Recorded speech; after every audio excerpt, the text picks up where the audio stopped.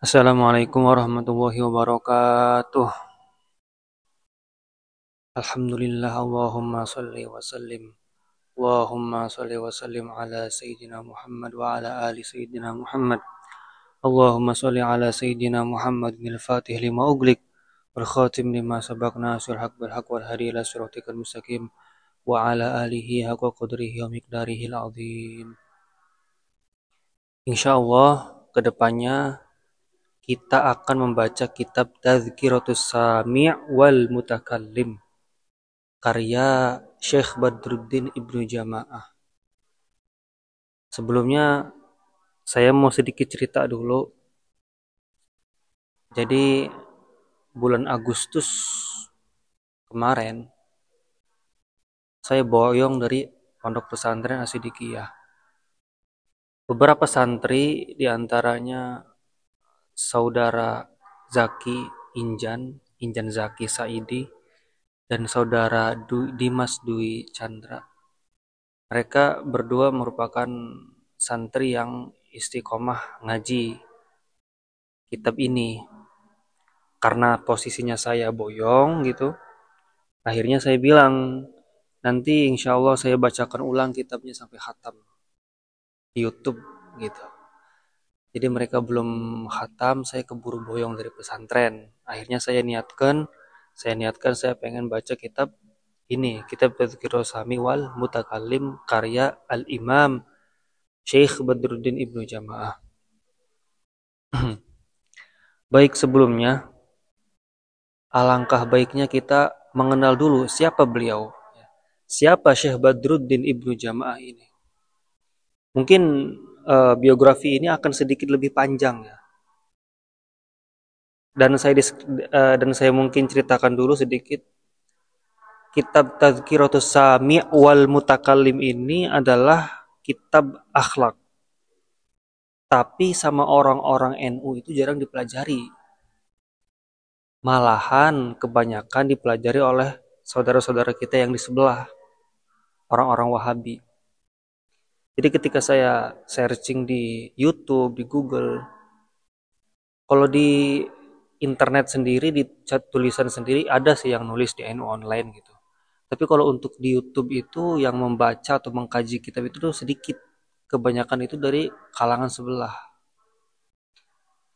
Malah yang di NU itu, di pesantren-pesantren Nahdlatul Ulama atau di kalangan Nahdien sendiri yang terkenal itu kitabnya Ta'limul Muta'allim karya Syekh Zarnuji.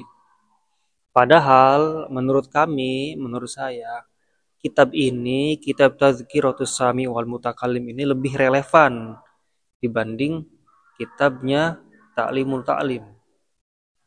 Lebih relevan bukan berarti kitab Ta'limul Muta'allim tidak relevan, bukan. Lebih gitu. Ada kata lebih di situ tuh berarti punya nilai tersendiri di mata saya gitu.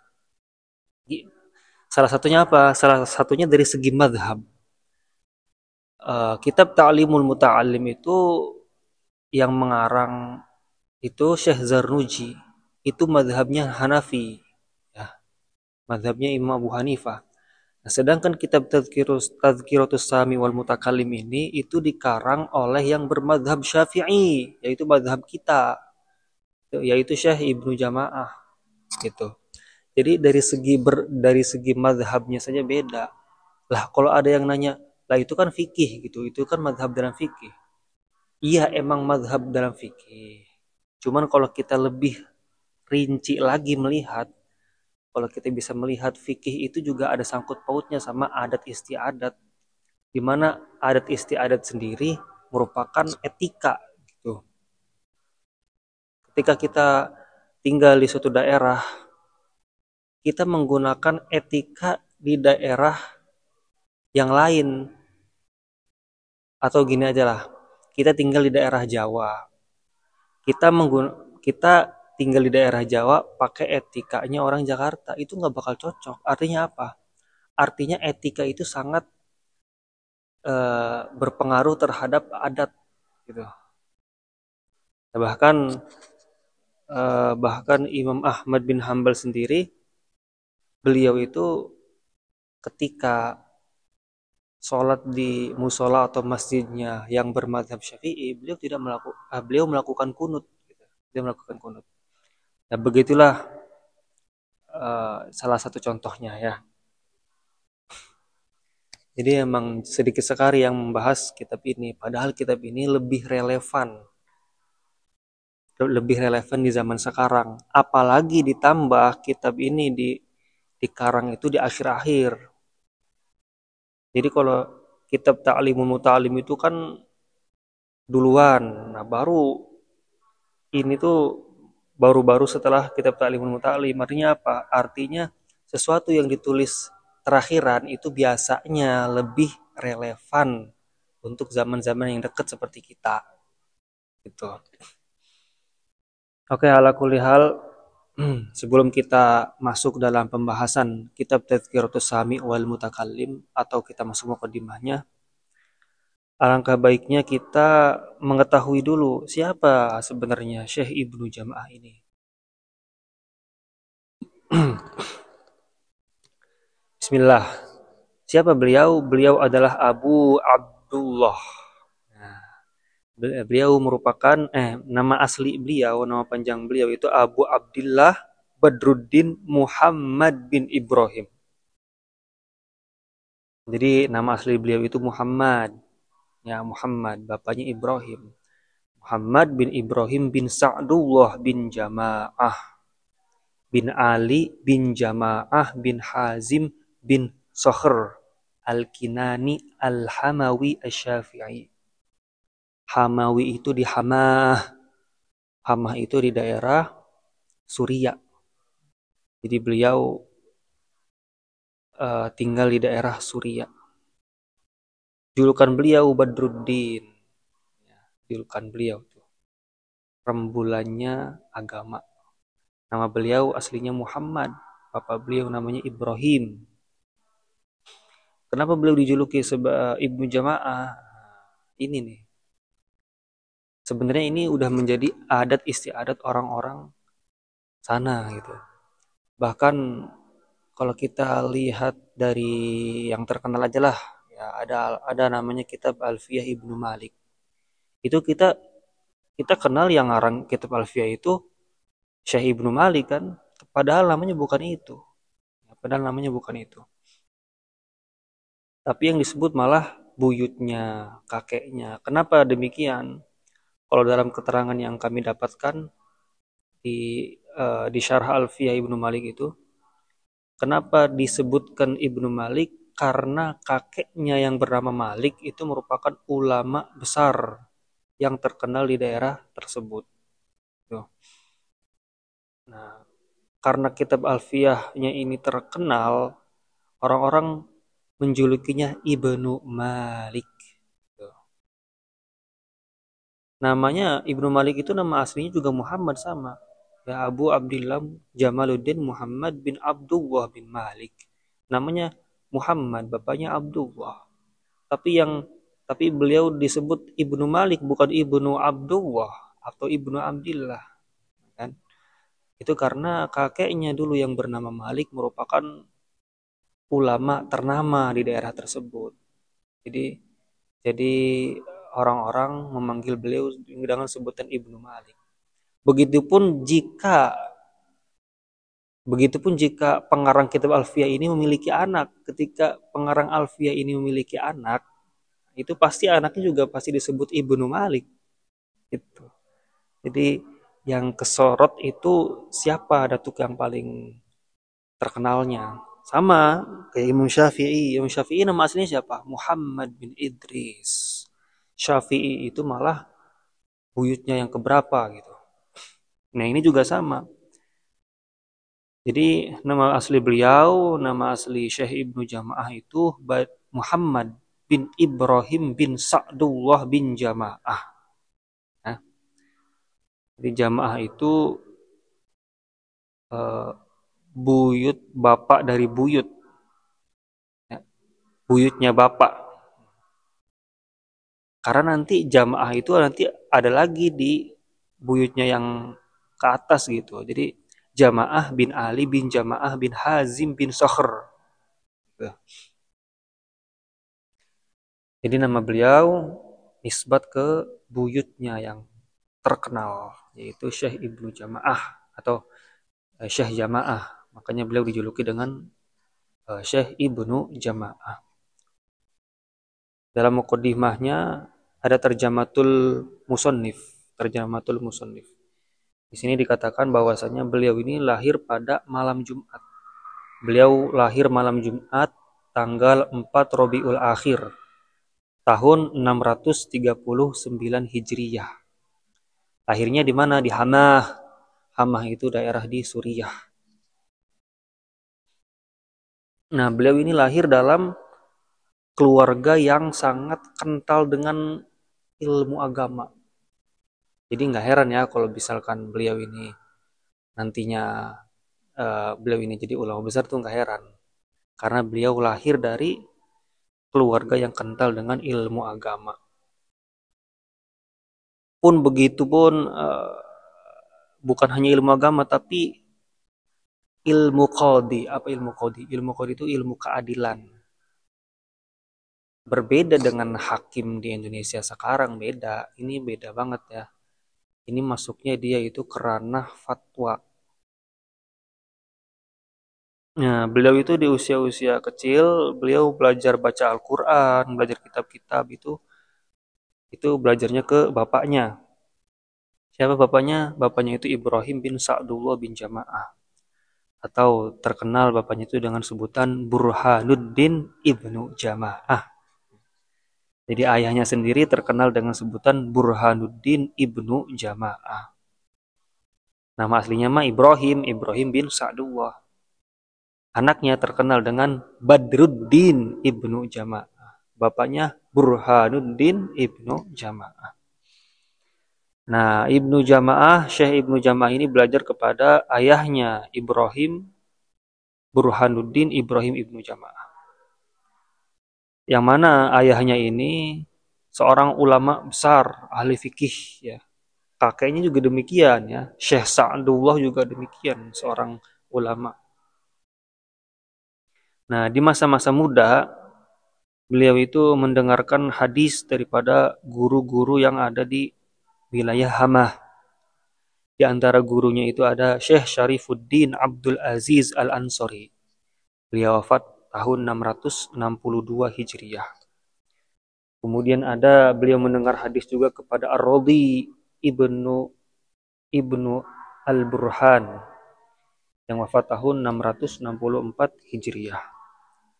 Kemudian juga Ar-Rasyid Al-Attar ya, yang wafat pada tahun 662 Hijriah.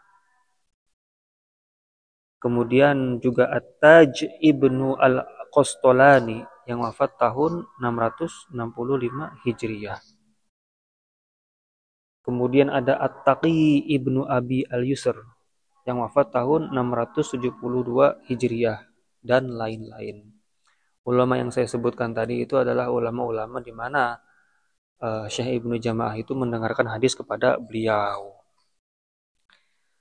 Nah, lalu di Tarjamatul Musannif di sini diterangkan bahwasanya beliau ini mengambil banyak ilmu itu dari seorang qadhi. Siapa? Syekh Al-Qadhi Taqiyuddin Ibnu Ruzain. Ya. Syekh Al-Qadhi Taqiyuddin Ibnu Ruzain.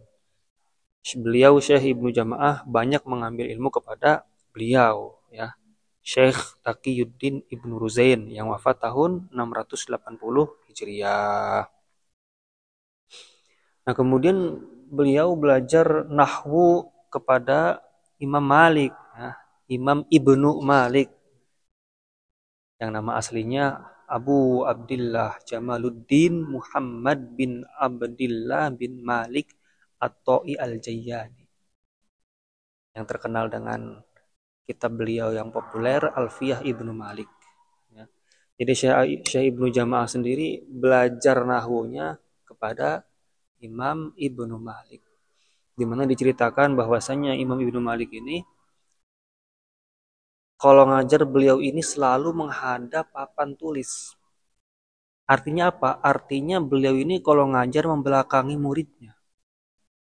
Ini guru kami ceritakan, ini guru kami Muallim Irmaun Rasyidin katakan, pengarang kitab Alfiyah, Syekh Ibnu Malik itu kalau ngajar itu membelakangi murid-muridnya. Kenapa demikian? Karena ketika beliau melihat murid-muridnya, seluruh dosanya terlihat. Seluruh dosanya terlihat.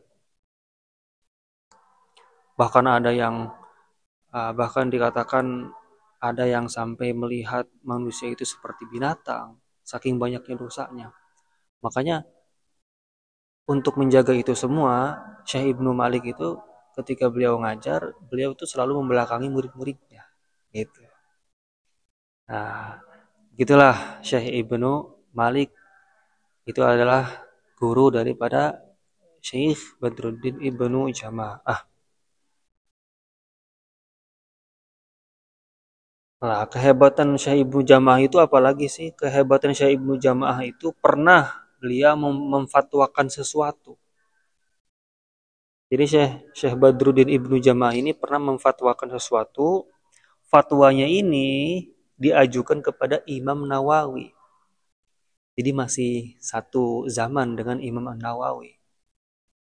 Imam Nawawi Damaskus.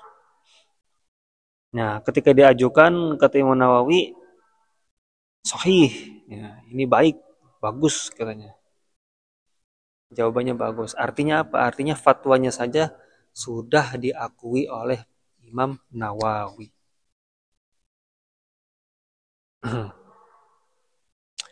Lah, nama beliau ini terus naik ke atas, masyhur ya, masyhur. Sampai beliau ini diangkat menjadi qadhi, qadhi hakim. Tapi bukan hakim biasa, tapi qadhi al-Quds. Qadhi al-Quds itu hakim utama.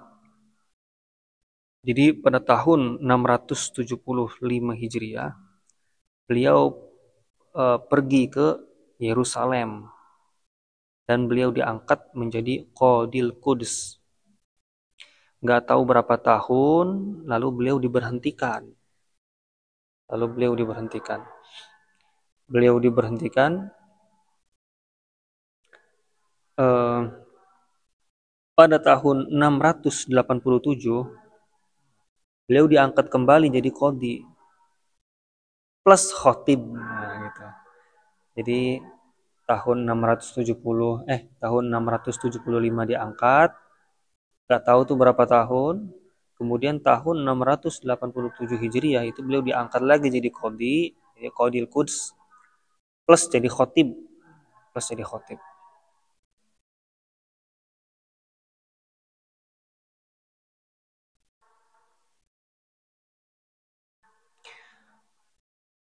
setelah itu beliau pergi ke Mesir, ya. Beliau pergi ke Mesir.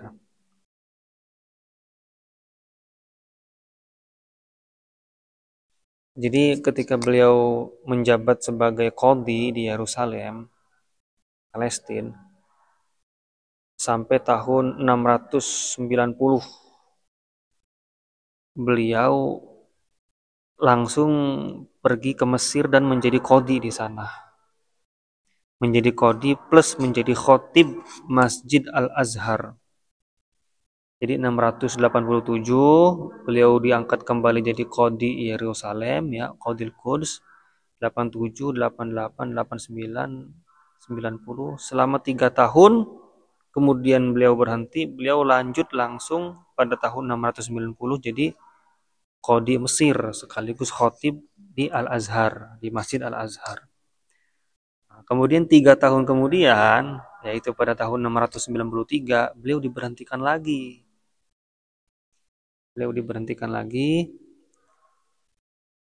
Lalu beliau pergi ke Syam dan menjadi qadhi di sana. Jadi 693 diberhentikan, terus diangkat jadi qadhi di wilayah Syam. Sampai beliau jadi qadhi sampai tahun 696. Tahun 696 ini beliau bukan hanya menjadi qadi Syam, tapi beliau juga mendapatkan amanah yaitu khotib ditambah syekhu syuyukh. Nah, jadi pada tahun 699 beliau diangkat menjadi qadi Syam kembali. Jadi waktu jadi qadi Syam ini beliau sempat diberhentikan, cuman diangkat lagi gitu pada tahun 699. Diangkat lagi, dikasih lebih amanahnya jadi khotib dan syekhu syuyukh. Syekhu syuyukh itu gurunya magister lah, magister. Nah, tiga jabatan ini sebelumnya tuh tidak ada orang yang pernah memiliki tiga jabatan sekaligus seperti ini kecuali beliau. Jadi beliau orang pertama yang memiliki tiga jabatan sekaligus. Ya. Qadi Syam, Khotib, dan Syekhu Syuyukh.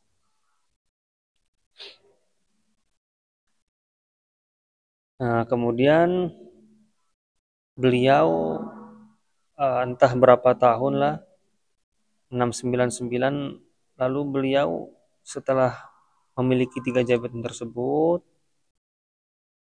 beliau pergi ke Mesir. Beliau pergi lagi ke Mesir. Beliau bertemu dengan Syekh Taqiyuddin Ibnu Daqiqil Aid. Beliau bertemu dengan Syekh Taqiyuddin Ibnu Daqiqil Aid dan bertemu dengan siapa namanya lupa, bentar. Dan bertemu dengan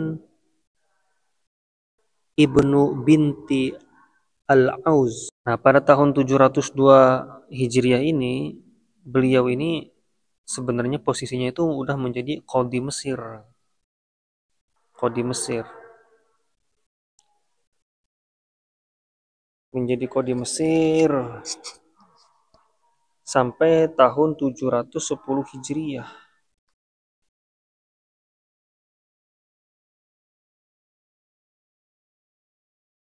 Jadi saya ulangi nih. Jadi pada tahun 693 itu penguasa Mesir itu terbunuh. Ya, 693 penguasa Mesir terbunuh. Lalu beliau Syekh Ibnu Jama'ah itu pindah ke Syam. Di Syam ini beliau bertemu dengan Syekh Taqiyuddin Ibnu Daqiqil Aid dan Syekh Ibnu binti Al-Auz. Nah, tahun 693 itu kan. Nah, tahun 702-nya itu Syekh Taqiyuddin Ibnu Daqiq itu wafat. Lalu Syekh Ibnu Jama'ah pindah lagi ke Mesir. Pindah lagi ke Mesir. Dan menjadi qadi di sana sampai tahun 710 Hijriah. Lalu beliau resmi diberhentikan itu pada tahun 727 Hijriah. Jadi benar-benar itu beliau jadi qadi itu naik turun ya. Naik turun. Mesir, Syam.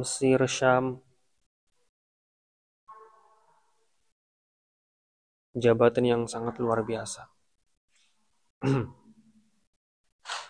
Kemudian setelah jabatan yang sangat luar biasa itu nggak berhenti di situ. Ada jasa-jasa beliau yang luar biasa. Di antara jasa beliau itu yang ada di Damaskus, itu beliau pernah mengajar di beberapa madrasah. Di antaranya itu madrasah Al-Qaymariyah. Madrasah Al-Qaymariyah ini merupakan madrasah yang ada di Damaskus yang didirikan oleh keluarga Qaymari. Keluarga Qaymari terkenal sebagai pusat belajar ilmu syariah. Madrasah Al-Qaymariyah. Kemudian juga beliau punya jasa besar di Madrasah Al-Adiliyah Al-Kubra, di mana madrasah besar ini dibangun oleh Sultanul Adil. Siapa Sultanul Adil? Itu saudaranya Salahuddin Al-Ayyubi. Disebut Kubra karena memang megah dan terkenal. Jadi ada Al-Adiliyah, Al-Kubra. Disebut Kubra itu karena megah dan terkenal. Kemudian juga di Damaskus beliau punya jasa di Madrasah Asyamiyah Al-Baroniyah. Madrasah ini dibangun oleh istrinya daripada Sultan Salahuddin Al-Ayyubi. Disebut Al-Baroniyah. Al-Baroniyah itu kan artinya kan luar ya, luar. Itu karena letaknya itu di luar kota lama Damaskus. Berbeda dengan Asyamiyah Ad-Dakhiliyah yang di dalam. Jadi Asyamiyah Al-Baroniyah itu di luar Damaskus, yaitu Damaskus lama. Sedangkan ada lagi Asyamiyah Ad-Dakhiliyah itu adanya di dalam. Nah, Asyamiyah Al-Baroniyah ini itu yang mendirikan itu istrinya Sultan Salahuddin Al-Ayyubi. Itu jasa-jasa beliau yang luar biasa di di daerah Damaskus. Kemudian di daerah Mesir juga nggak kalah besar ya jasa-jasa beliau. Lah kemudian di Mesir juga beliau memiliki andil atau jasa besar ya. Antaranya di As-Solihiyah. As-Solihiyah ini madrasah besar yang didirikan oleh Sultan Salahuddin Al-Ayyubi. Sultan Salahuddin Al-Ayyubi terkenal sebagai pusat ilmu syariah dan hadis pada zamannya. Kemudian juga beliau berkontribusi di Madrasah An-Nasiriyah ya, An-Nasiriyah, madrasah yang dibangun oleh Sultan An-Nasir. Terkenal dengan pembelajaran fikih dan hadis. Kemudian beliau juga mengajar di Al-Kamiliyah, didirikan oleh Sultan Al-Kamil, salah satu madrasah besar di Kairo yang fokus pada fikih Syafi'i. Tidak berhenti di situ, beliau juga mengajar di masjid-masjid, antaranya Masjid Al-Hakim. Masjid Al-Hakim ini yaitu Masjid Al-Hakim bi Amrillah, di Masjid Agung di Kairo yang dibangun oleh Khalifah Fatimiyah Al-Hakim bi Amrillah, menjadi salah satu pusat dakwah dan kajian ilmu pada masanya. Kemudian juga beliau mengajar di Masjid Ibnu Tulun ya, Masjid Jami Ibnu Tulun, masjid bersejarah tertua di Kairo, dibangun oleh Ahmad bin Tulun pada abad ketiga Hijriah. Masjidnya luas dan banyak dipakai untuk halaqah ilmu di masa-masa Syekh Ibnu Jamaah.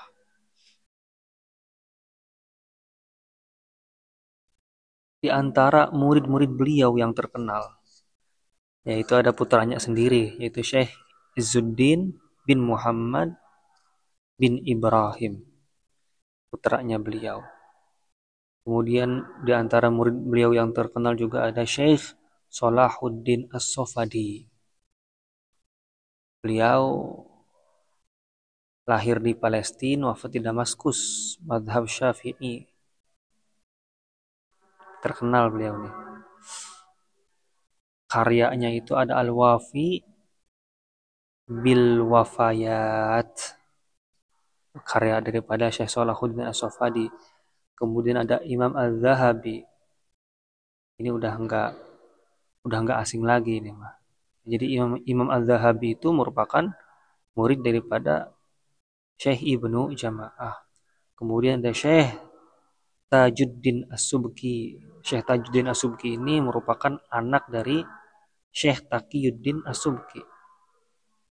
Jadi Syekh Taqiyuddin As-Subki yang terkenal dengan kitabnya Tabaqatus Syafi'iyah memiliki anak Syekh Tajuddin As-Subki. Jadi anak daripada ulama besar belajar kepada Syekh Ibnu Jamaah. Banyak kalau kita ceritakan tidak akan cukup sampai di sini ya. sangat luar biasa ya Masya Ibnu Jamaah. Cuman emang secara literasi dan penyampaian publik itu kurang banyak dibandingkan ulama-ulama lain. Karena mungkin kisah beliau itu secara garis merah ya, kisah daripada cerita atau riwayat hidup daripada Syekh Ibnu Jamaah ini kebanyakan di pemerintahan. Oleh karena itu mungkin masyarakat kurang mengena tentang beliau. Tapi tidak bisa dipungkiri bahwa beliau ini memiliki ilmu yang sangat luas dan kontribusinya yang luar biasa.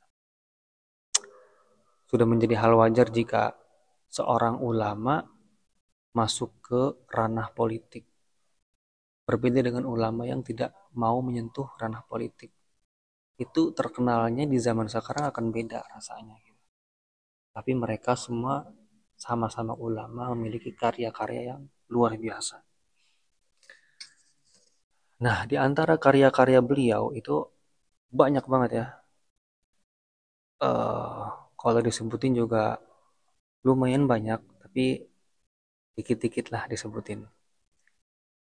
Dalam disiplin ilmu Quran, beliau itu memiliki kitab namanya Gurud Tibyan liman lam yusammi fil Quran. Lalu dalam ilmu hadis ada Al-Munhilur Rawi fi ulumil hadisin nabawi. Dalam ilmu kalam beliau punya Ar-Raddu ala musyabbahah fi qawli ta'ala Ar-Rahman alal arsyistawa. Dalam fikih beliau punya Al-Umdah fil Ahkam. Dalam politik beliau punya Hujjatus Suluk fi Muhadatil Muluk. Dalam sejarah beliau punya Mukhtasar Al-Kabir fi Sirah. Dalam ilmu nahwu beliau punya Syarhu Kafiyah Ibnu Hajib. Dalam ilmu sastra beliau punya Lisanul Adab. Nah, dalam ilmu perang beliau punya Tajnidul Ajnad wa Jihatul Jihad. Dalam ilmu astrologi beliau memiliki kitab Usrutul Lab. Dalam ilmu pendidikan, nah ya ini yang akan kita kaji. Beliau memiliki kitab yang populer dan isinya sangat bagus ya, sangat bagus dan relevan buat zaman dekat-dekat seperti kita ini. Itu kitabnya Tazkiratus Sami wal Mutakallim fi Adabil Alim wal Mutakallim. Jadi beliau kurang lebih memiliki 11 disiplin ilmu. Yang total karya beliau itu kurang lebih 34. 34 dalam 11 disiplin ilmu. Namun menurut penelitian Syekh Abdul Jawad Khalaf itu hanya 16 judul yang terselamatkan. Hanya 16 buku, 16 kitab dari karangan Syekh Ibnu Jamaah itu yang terselamatkan. Yang manuskripnya itu masih ada dan belum dibukukan. Sedangkan yang lainnya itu kemungkinan hilang. Jadi dari 34 kitab itu yang ada tuh hanya 16 kitab. Begitulah adanya. Beliau wafat pada malam Senin. Ya, beliau wafat pada malam Senin 21 Jumadil Ula tahun 735 Hijriyah. Jadi kalau boleh disingkat, beliau Syekh Badruddin Ibnu Jamaah itu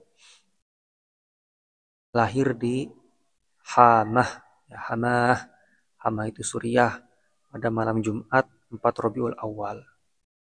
Tumbuh di keluarga ulama. Ayahnya Al-Qadi Ibrahim Burhanuddin Ibnu Jamaah. Itu yang ngajarin Quran, yang ngajarin kitab itu beliau. Kakeknya juga ulama. Tahun 650 Hijriah beliau belajar ke ulama-ulama Hamah. Ya. Di antaranya Syekh Syarafuddin Al-Ansori, Syekh Ar-Rasyid Al-Attar, Syekh At-Taj Ibnu Qastalani. Tahun 690 beliau pergi ke Damaskus, Suriah. Jadi dari Hamah pergi ke Damaskus. Dia masih daerah Suriah. Lalu beliau belajar kepada Imam Malik. Ya. Kemudian tahun 675 beliau menjadi hakung agung di Yerusalem, Palestina. Tahun 687 beliau menjadi khatib di Masjidil Aqsa.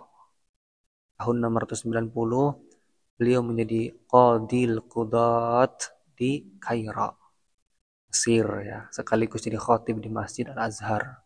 Itu puncak karirnya tuh. Karena tahun 690 tuh beliau tuh memiliki tiga jabatan ya, sebagai qadi, sebagai syekhu syuyukh dan khatib. Kemudian tahun 696 beliau bolak-balik antara Syam dan Mesir karena beliau double ya, memiliki jabatan. Lalu tahun 727 beliau buta di usia tua, lalu pensiun dari jabatan. Jadi 727 itu berhenti jadi hakim karena emang buta. Dan beliau wafat di Mesir. Beliau wafat di Mesir pada malam Senin 21 Jumadil Ula. Mungkin itu sedikit tentang biografi beliau. Itu yang saya rangkum daripada Tarjamatul Musannif yang ada di bagian awal kitab. Nanti yang saya baca ini, kitabnya ini cetakan orang-orang sana, orang-orang saudara kita. Tapi insya Allah isinya sih nggak ditahrif ya, nggak dirubah. Tapi mungkin nanti di video saya akan cantumin kitab yang dari Beirut saja, karena biar bersih gitu. Mungkin itu sedikit muqaddimah Tarjamatul Musannif, biografi tentang Syekh Ibnu Jamaah. Insya Allah nanti kedepannya kita masuk ke muqaddimah. Wallahu a'lam bishawab. Assalamualaikum warahmatullahi wabarakatuh.